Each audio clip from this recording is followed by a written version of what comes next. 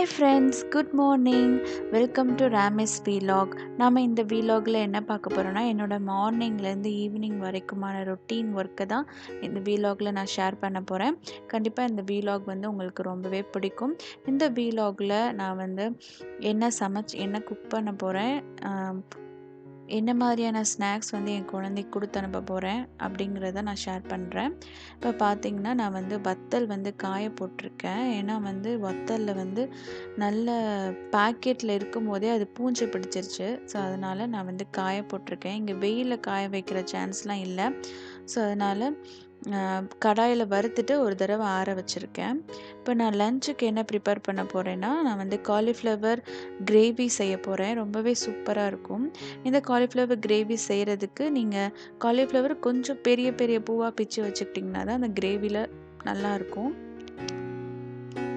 காலிஃப்ளவரில் எப்போயுமே வந்து சின்ன சின்ன பூச்சி புழுலாம் இருக்கும். ஸோ அதனால் வந்து நல்ல ஹாட் வாட்டரில் கொஞ்சோண்டு கல்லுப்பும் மஞ்சத்தூளும் போட்டு நீங்கள் கொஞ்சம் நேரம் ஊற வச்சுருந்திங்கன்னா தான் அந்த பூச்சி புழுலாம் நமக்கு வெளியே வந்துடும். ஸோ நம்ம அதை க்ளீன் பண்ணிவிட்டு அப்படியே வந்து நம்ம கிரேவியில் சேர்த்துக்கலாம். ஸோ இதனால் ஒரு தடவை மிக்ஸ் பண்ணிவிட்டு ஒரு 10 நிமிஷம் இது வந்து தனியாக இருக்கட்டும். இந்த கிரேவி செய்கிறதுக்கு நான் ஒரு 1.5 பெரிய வெங்காயம், கொஞ்சோண்டு தக்காளி, கருவேப்பிலை எடுத்து வச்சுருக்கேன். ஸோ ரைஸ் வந்து நான் ஊற போட்டேன் நான் சாப்பாட்டுக்கு. இப்போ நம்ம காலிஃப்ளவர் கிரேவி எப்படி செய்யலான்னு பார்க்கலாம். இதுக்கு வந்து ஒரு கடாயில் ஒரு 4 டீஸ்பூன் அளவுக்கு எண்ணெய் சேர்த்துக்கோங்க. எண்ணெய் நல்லா சூடான பிறகு ஒரு 2 கிராம்பு, ஒரே ஒரு பிரியாணி இலை, அப்புறம் ஒரு சின்ன துண்டு பட்டை, ஒரு நட்சத்திர சோம்பு, எல்லாமே கொஞ்சம் கொஞ்சமாக தான் சேர்த்துருக்கேன். இதை சேர்த்துட்டு நல்லா பொரிஞ்ச பிறகு நம்ம வந்து வெங்காயம் சேர்த்துக்கலாம். உங்களுக்கு நீளவாக்கில் இல்லைன்னா வந்து சின்ன சின்ன பொடியாகவும் நறுக்கிக்கலாம். எப்படி வேணாலும் உங்களுக்கு எந்த ஷேப்பில் வேணாலும் நறுக்கிக்கலாம். அது கூடயே கொஞ்சோண்டு கருவேப்பிலை சேர்த்து நல்லா வந்து வதக்கி விட்டுருங்க. வெங்காயம் வந்து நல்லா ஃப்ரை ஆகணும். அப்படின்னா தான் உங்களுக்கு கிரேவி வந்து ரொம்ப சாப்பிட்றதுக்கு டேஸ்ட்டாக இருக்கும். இப்போ பார்த்தீங்கன்னா நல்லா வெங்காயம் வதங்கிருச்சு. இப்போ நம்ம இஞ்சி பூண்டு பேஸ்ட்டு சேர்த்துக்கலாம். என்கிட்ட கடைசியாக 1 டீஸ்பூன் தான் இருக்குது. இது இஞ்சி பூண்டு பேஸ்ட் வேறு அரைச்சி தீர்ந்து போச்சு. நான் நெக்ஸ்ட் டைம் வந்து அரைச்சி வச்சுக்கணும். ஸோ ஒரு டைம் அரைச்சா நான் 1 வீக்குக்கு தேவையான அளவு தான் நான் அரைப்பேன். ஸோ இஞ்சி பூண்டு பேஸ்ட் நல்லா போட்டு வதங்கின பிறகு தக்காளி சேர்த்துக்கோங்க. தக்காளியோட கலர் வந்து நல்ல சிவப்பாகவே இல்லை. இப்போ வந்து தக்காளி வந்து இந்த கலரில் தான் கிடச்சது.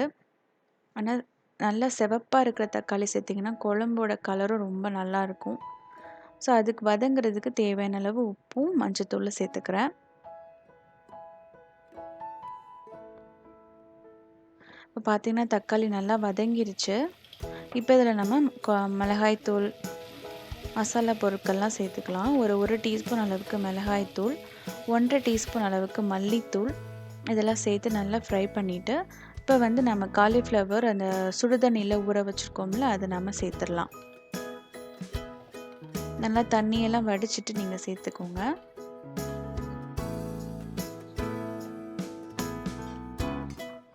இந்த கிரேவி பார்த்திங்கன்னா உங்களுக்கு தோசை, இட்லி, சப்பாத்தி, சாதம் எல்லாத்துக்குமே ரொம்ப சூப்பராக இருக்கும். நீங்கள் கண்டிப்பாக இதை ட்ரை பண்ணி பார்க்கலாம், இந்த காலிஃப்ளவர் கிரேவி. ஸோ இந்த கிரேவிக்கு தேவையான நான் தேங்காய் வந்து உடச்சி எடுத்துக்க போகிறேன். இது பார்த்திங்கன்னா இது வந்து தேங்காய் உடைக்கிறதுக்கு நான் இங்கே யூஸ் பண்ணுறது. ஸோ இங்கெல்லாம் நீங்கள் அருவாலாம் எடுத்துகிட்டு வர முடியாது. அதே மாதிரி உடைக்கிறதுக்கு ஏதுவான பொருளும் வந்து இந்த சிங்கப்பூரில் இங்கே கிடைக்கல. ஸோ நீங்கள் வந்து ஊர்லேருந்து இந்த மாதிரி ஏதாவது வந்து லக்கேஜில் எடுத்து போட்டு கொண்டு வந்துக்கலாம். ஸோ இந்த மாதிரியான நீங்கள் எது வாங்கினீங்கன்னா உங்களுக்கு தேங்காய் உடைக்கிறது ரொம்ப ஈஸியாக இருக்கும். இந்த தேங்காய் நாரும் வந்து ரொம்ப யூஸ்ஃபுல். இதை வந்து நீங்கள் தூக்கி போடாதீங்க. உங்களுக்கு சாமி விளக்குகள்லாம் க்ளீன் பண்ணுறதுக்கு இது ரொம்ப யூஸ்ஃபுல்லாக இருக்கும். அதே மாதிரி சிங்க்கு க்ளீன் பண்ணவும் நீங்கள் யூஸ் பண்ணிக்கலாம். ஸோ தேங்காய் நம்ம உடச்சி எடுத்துட்டோம்.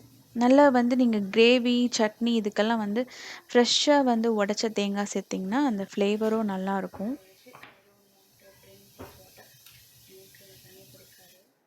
ஸோ தேங்காய் கீறு போடுறது ரொம்ப ஈஸி. நான் அந்த ஷார்ப்பாக இருக்கிற பார்த்திங்களா, அதை வச்சு நம்ம ஈஸியாக கீறு போட்டுக்கலாம்.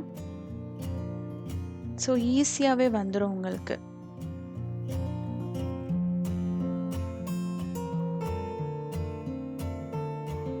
ஸோ லேசாக கொஞ்சம் இதாக இருக்குது, அதை நம்ம எடுத்துடலாம் கத்தியை வச்சு. ஸோ உங்களுக்கு நான் வந்து ஒரு கொஞ்சோண்டு தேங்காய் தான் எடுத்திருக்கேன் அந்த கிரேவிக்கு. இவ்வளோ போதும் தேங்காய். இதை நம்ம வந்து சின்ன சின்னதாக நறுக்கி நம்ம வந்து நல்லா அரைக்கிறதுக்கு சின்ன சின்னதாக நறுக்கிக்கலாம்.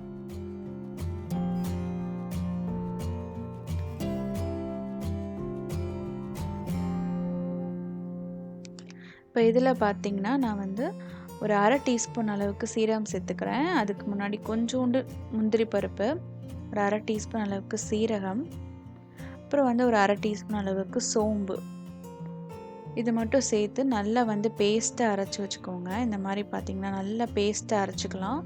இந்த பேஸ்ட்டை வந்து நம்ம அந்த கிரேவியில் சேர்த்துக்கலாம், ரொம்ப ஃப்ளேவராக இருக்கும். நான் கொஞ்சோண்டு தண்ணி ஊற்றி அந்த காலிஃப்ளவரை வேக வச்சுருக்கேன். இப்போ நம்ம அந்த அரைச்ச கோகோனட் பேஸ்ட் இருக்குது பார்த்திங்களா, அதையும் நம்ம சேர்த்துடலாம். சேர்த்துட்டு நல்லா கிளறி விட்டுக்கிட்டா உங்களுக்கு எவ்வளோ தண்ணி வேணுமோ அந்த அளவுக்கு தண்ணி சேர்த்துக்கோங்க. நான் அந்த மிக்ஸி ஜாரை கழுவியே கொஞ்சோண்டு தண்ணி சேர்த்துக்க போகிறேன். உங்களுக்கு தேவையான அளவு காரம், உப்பு இதெல்லாம் வந்து உங்கள் டேஸ்ட்டுக்கு தேவையான அளவு சேர்த்துக்கோங்க. ஸோ இதில் நான் வந்து ஒரு 3/4 டீஸ்பூன் அளவுக்கு கரம் மசாலா சேர்த்துருக்கேன். இது நல்லா வந்து ஃப்ளேவராக இருக்கும் கிரேவி. ஸோ இதை சேர்த்துட்டு உங்களுக்கு தேவையான அளவு தண்ணி ஊற்றி நம்ம மூடி போட்டு வேக வச்சுக்கலாம். ஸோ இது கொதிச்சிட்ருக்கிற சமயத்தில் நம்ம ரைஸையும் வச்சிடலாம். ஸோ டக்குன்னு நமக்கு சீக்கிரமாக ரெடி ஆகிடும்.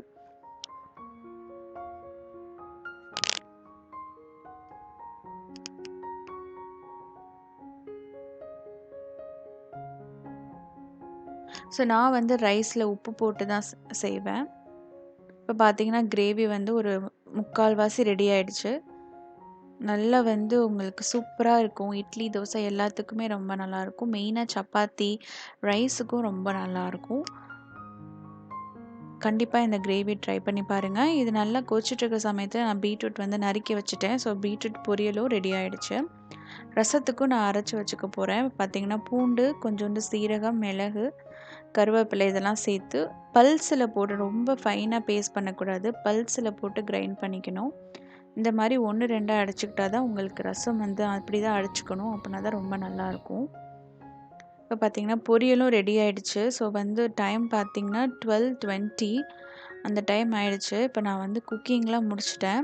இப்போ வந்து என்னோடய சின்ன பொண்ணுக்கு வந்து ஜூஸ் கொடுப்பேன். ஏதாவது ஜூஸோ, பால், இல்லைன்னா ஸ்நாக்ஸ்க்கா பிஸ்கட் ஏதாவது அந்த டைமில் வந்து கொடுக்கணும். ஸோ அதனால் நான் வந்து ஆரஞ்ச் ஜூஸ் வந்து ப்ரிப்பேர் பண்ணிகிட்ருக்கேன். ஸோ இது ரொம்ப ஹெல்த்தியான ஜூஸ். அதாவது ரொம்ப ஹீட்டாக இருக்கிற சமயத்தில் இந்த மாதிரி ஜூஸ் கொடுத்திங்கன்னா, அதுவும் இந்த 12:20 அதாவது இந்த மிட் ஆஃப்டர்நூன் அப்படின்னு சொல்லுவாங்கள்ல, அந்த டைமில் கொடுத்திங்கன்னா இந்த சளி பிடிக்கிறது ரொம்ப கம்மியாக இருக்கும். ஸோ அதனால் ஏர்லி மார்னிங் கொடுக்குறத விட இந்த மாதிரி மதியம் நேரத்தில் கொடுத்திங்கன்னா சளி வந்து அவ்வளோவா பிடிக்காது. ஸோ எந்த மாதிரியான ஃப்ரூட்டும் வந்து நீங்கள் இந்த டைமில் ட்ரை பண்ணலாம். சளி பிடிக்கிற சான்ஸ் வந்து கம்மியாக இருக்கும். ஸோ நம்ம ஆரஞ்ச் ஜூஸும் ஃப்ரெஷ்ஷாக வந்து எடுத்தாச்சு. இதை நான் வந்து பாட்டிலில் ஊற்றி கொடுக்க போகிறேன்.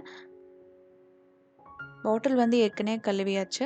நீங்கள் வந்து பாட்டிலோட ஏற்கனவே கழுவி வச்சுருந்தாலும் அந்த நிப்பிள் வந்து மறுபடியும் நீங்கள் ஒரு தடவை வாஷ் பண்ணிக்கோங்க. ஸோ ஏதாவது பூச்சி, டஸ்ட்டு ஏதாவது ஏறி இருக்கும்.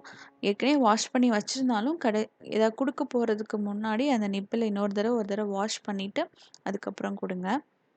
இப்போ பார்த்தீங்கன்னா நான் ஸ்நாக்ஸ் வந்து ப்ரிப்பேர் பண்ணிகிட்ருக்கேன். சீஸ் சாண்ட்விச், ரொம்ப சிம்பிளான சீஸ் சாண்ட்விச் தான். ஸோ பெரிய பொண்ணுக்கான ஸ்நாக்ஸ் பாக்ஸு. ஸோ அதுக்கு வந்து ப்ரெட்டு கட் பண்ணிவிட்டு நடுவில் சீஸ் வச்சு இதை வந்து அப்படியே ஸ்லைஸ் போட்டுக்கலாம்.